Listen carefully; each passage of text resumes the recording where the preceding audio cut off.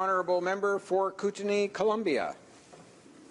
Thank you, Mr. Speaker. I'm very pleased to rise today and speak directly to Bill C-323, an act to amend the Income Tax Act, rehabilitation of historic property. And again, I would like to thank my colleague from York Simcoe for putting forward this important piece of legislation. Indeed, it is the first time that legislation like this has come before the House here in Canada, although there are similar laws in place in the United States. So we're going to support this at second reading. We would like to get this to committee to have some discussion. The reason we're going to support it is that we really do believe in maintaining our historic buildings as part of our cultural heritage. I know when I was mayor of Cranbrook, we were looking for ways to try and increase the support for keeping historical buildings, and this is certainly one way to do that. There's an additional cost, of course, if you own an historic building, up to about an additional 21% in cost. So offsetting it with a 20% tax rebate for the improvements seems absolutely appropriate. I want to talk a little bit about some of the support that has come forward for this bill that we have received and that I have received personally.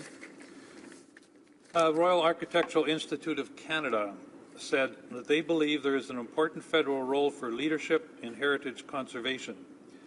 Policies that promote preservation and reuse of historic properties have demonstrated huge economic returns on investment through job retention and creation, tourism, and enhanced property values. Policies such as tax incentives not only help protect cultural resources and the history represented by heritage places, they promote respectful redevelopment in our communities. In addition, conservation, repair, and adaptation fight climate change by producing less carbon than new construction. I also received a letter from the National Trust of Canada, and what they say is the significant impact of the measures proposed in Bill C-23 would be felt in ridings across Canada. They would transform the economic fundamentals for saving historic places, encouraging the rehabilitation of heritage buildings of every size and type, and in the process they would create more skilled jobs than new construction and promote the retention of existing buildings which serve as important carbon sinks. They go on to say there are many examples of the significant financial and environmental impact of heritage conservation. First, job creation. Studies show building rehabilitation generates upwards of 21% more jobs as well, including skilled jobs, than the same investment in new construction.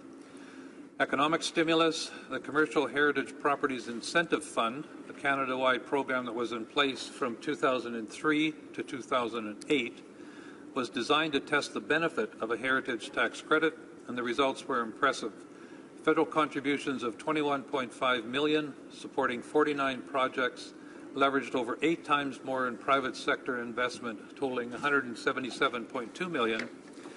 And concerning sustainability and climate change, building renewal and reuse capitalizes on materials and energy already invested, reduces construction and demolition waste, and avoids environmental impacts associated with new development.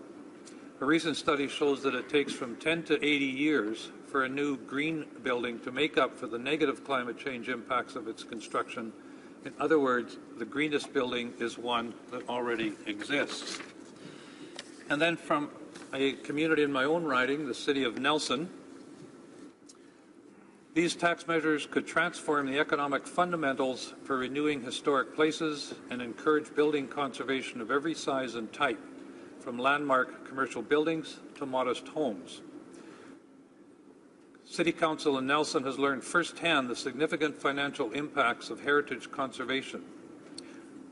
Further studies, again, have also shown that building rehabilitation generates over 21% more jobs than the same investment in new construction, capitalizes on materials and energy already invested, reduces construction and demolition waste, and avoids environmental impacts.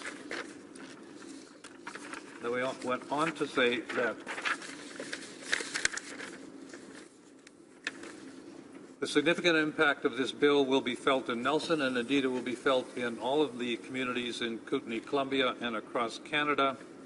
And they urge, of course, the support for Bill C 323.